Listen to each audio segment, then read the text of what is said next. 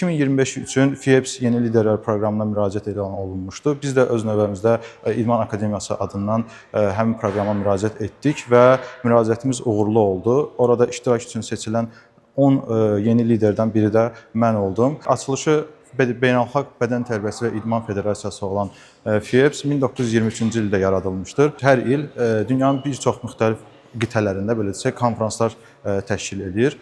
Bu konfranslardan biri də 19-cu Avropa Konqresi idi. FİEPS Liderlər Proqramının çərçivəsində biz həmçinin müxtəlif seminarlarda, görüşlərdə iştirak etdik. Orada müxtəlif müzakirələr apardıq və bu mənim üçün əlbəttə ki, həm liderlik bacarıqları qazanmaq baxımından, həm istər orada beynəlxalq dünyanın müxtəlif ölkələrindən olan elm adamları ilə bir araya gəlmək və onları tanıma fürsəti əldə etmək baxımından çox böyük bir təcrübə oldu.